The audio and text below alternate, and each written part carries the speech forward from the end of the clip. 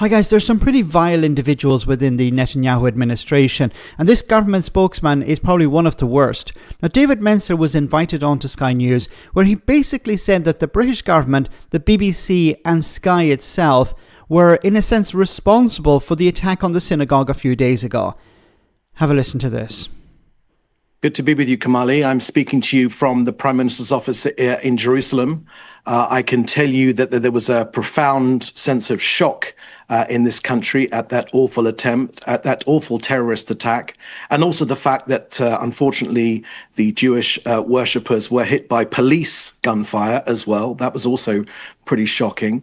But ultimately, the shock goes only up to a certain point, because these were attacks that Jews around the world, not least in the UK, expected. They are the result of the rhetoric of the government. And unfortunately, whether the government like it or not in the UK, the terrorists went to do the act thinking that they had the backing of the British government. Whether the government's intention was that or not, the terrorist did the act thinking he had the backing of the British government. He also probably thought that he had the backing of the BBC. He probably thought he had the backing of Sky News as well, because of this excessive demonization of Israel, which you guys have been engaged in for the last 2 years. David, I really wish that we hadn't descended into an attack on the organisation or onto the BBC. I understand the point you're making, but you'll know that Sky News will reject that accusation. I'm sure the government will reject that accusation. I'm sure the BBC will as well. I do want to move on to the situation in Gaza, but just because of the comment there, the result of rhetoric, do you think that this individual felt like he had the backing of the UK government? I mean, David, David Mencer, you know the UK government, you know David Lammy personally. You don't seriously think, do you, that Sir Keir Starmer, David Lammy, Shabana Mahmood, anyone in this government or the previous government, through their actions, would give any kind of a justification for this individual's acts? Kamali, I'll tell you how British Jews feel, and I can also tell you how Israel feels. Israel feels that weakness on behalf of the government, giving in to terrorist demands, calling for a Palestinian state directly as a result of the October 7th massacre, which Hamas themselves thanked the British government for. Hamas thanked the British government for that declaration. All of those actions mean that the terrorist, unfortunately, did his dastardly deed thinking, however misguided, thinking that he had the backing of the British government. Now, if you want to play a constructive role in this conflict, then the only constructive role to play is to call on Hamas to release our hostages now. You don't need a deal to do that. That just proves you're a human being. And for Hamas to lay down their arms, that would bring an end to this conflict in an instant.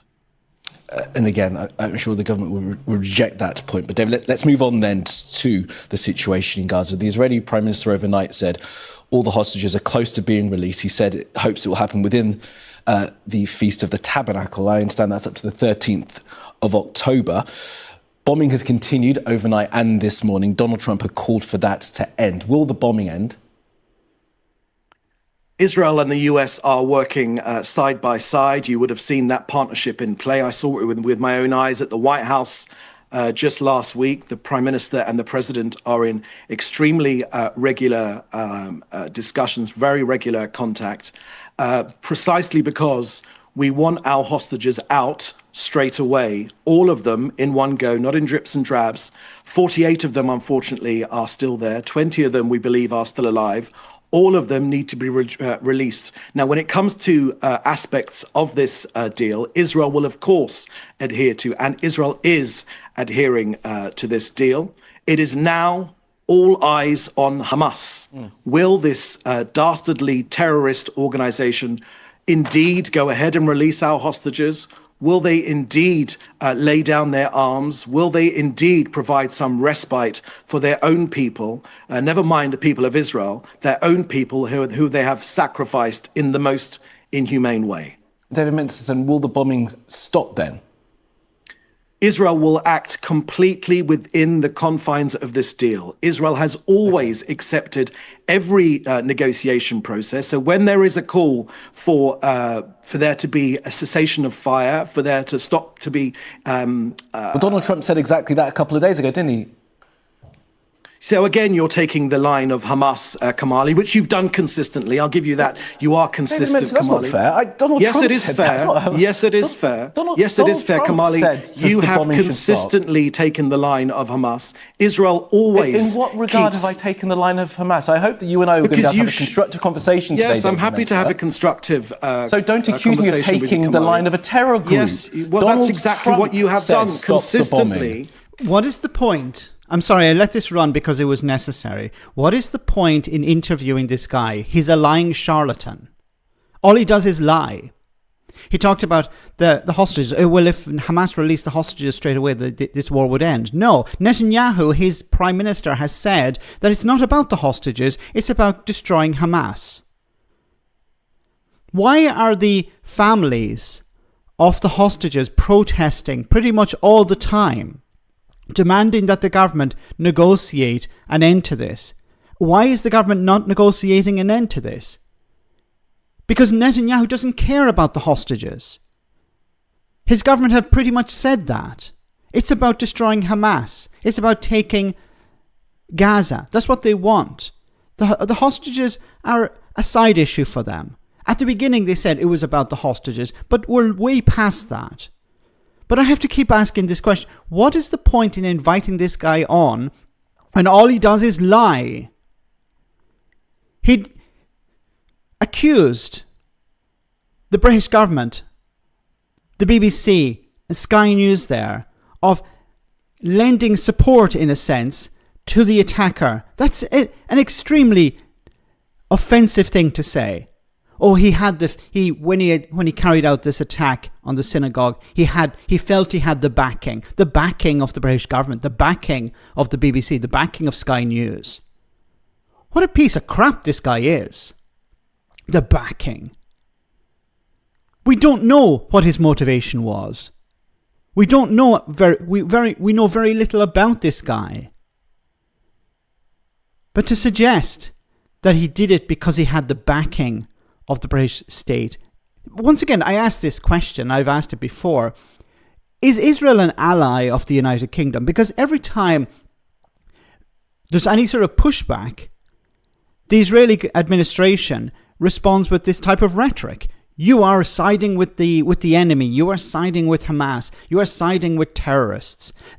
There was a time when the Israeli administration supported a two-state solution. But that's gone now, because Netanyahu has abandoned the whole idea completely.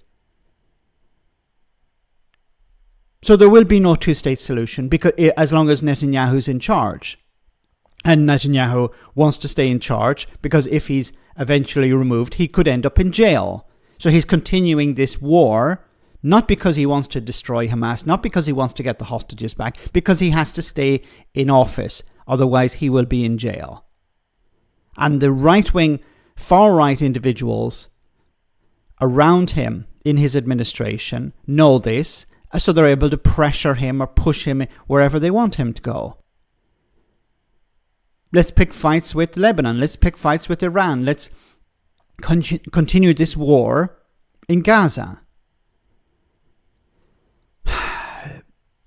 It's important for the Israeli administration to put their side across. But it has to be based on facts and it has to be based on truth.